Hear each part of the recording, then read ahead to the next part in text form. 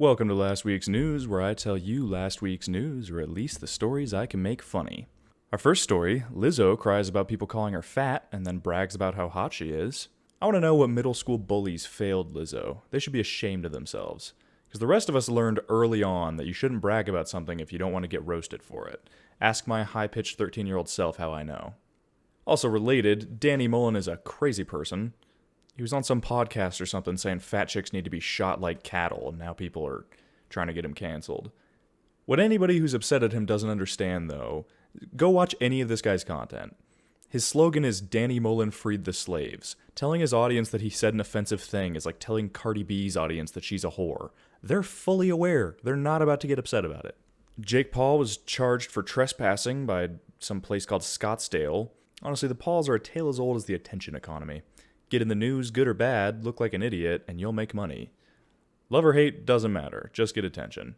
If Jake Paul and Kim Kardashian had a baby, it would be a master of media. 2 counties in Texas are trying to implement a mask mandate, despite the governor saying that they can't. Also, the governor has the coof now. I think the solution to all this political strife is simple. We need to go back to living in tribes and hunting for all of our food. Clearly, this whole telling each other what to do thing isn't working out.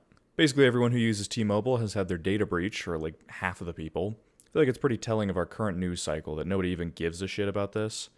I used to use T-Mobile. Someone probably has my social security number right now. There's some guy out there signing a lease on a $100 hooker with my name, and I don't care at all. I'm like, yeah, but what's going on with those vaccines? Tesla's being investigated for their autopilot allegedly killing a bunch of people. They might have to recall several other models if this goes through. Honestly, though, if you died because you let your car drive itself, you're the one at fault. You're really trusting the guy who makes 420 jokes on Twitter to drive your car without even being present? That just seems like natural selection.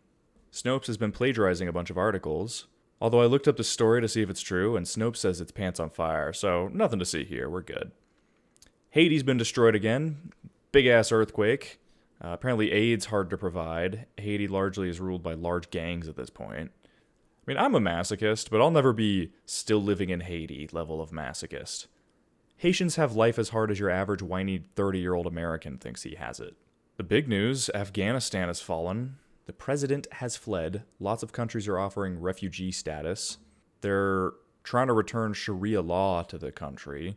The UN has been telling the Taliban, hey, you guys make sure to treat women equally. That's my favorite part of this story. Just a reminder of how impotent the UN is.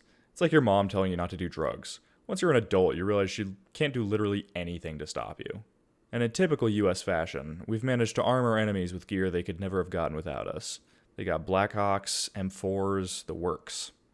Some dude was filmed yelling at an old lady on the subway because she asked him to wear a mask. TikTokers came to the rescue, though, and they contacted employers. And even better than that, they contacted his fucking mom, I swear to God. It's legitimately the cool thing to do now, is to call someone's mom. This is what happens when we get rid of bullying. OnlyFans has made a safe-for-work app, and then also decided to block porn on their other app. I mean, what else is there to say about this that hasn't been said a million times? This would be like if YouTube banned self-obsessed, socially retarded people. Maybe it was originally created for something else, but it is what it is now. Biden's trying to make boosters happen 8 months after you get your initial jab, which is sweet. I remember the horrible feverish state my first vaccine put me in. I'd love to experience that at least once a year, so that I don't get a disease that'll put me into a horrible feverish state. New Zealand said they're going to lock down if they get even one case, which really tells you how crazy different cultures are.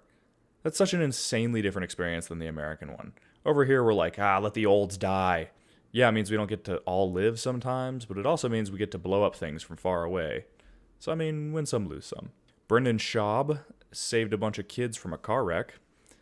The dad who crashed the car ran away from the wreck, which he apparently caused on purpose. And I guarantee you that Schaub's audience will find a way to make this about how he's not a good comedian, because the internet is full of a bunch of savages. Johnny Depp is allowed to pursue his defamation suit against Amber Heard, so that's sort of like a win. The court is essentially saying he's allowed to even bring up his issues with her.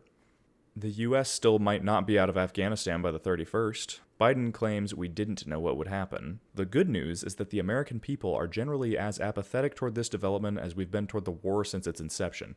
Not out of the country by the 31st? We've been not out of the country since like 2008. Who cares at this point? Zuckerberg's trying to ruin work from home by making it VR-based, because he's a lizard who doesn't understand why people like work from home. Now I can listen to my coworker ramble about nothing for 8 hours a day, but at least he'll look like an anime character, I guess. And that's the news. Leave a like or subscribe or whatever the fuck you want to do. Love you, bye.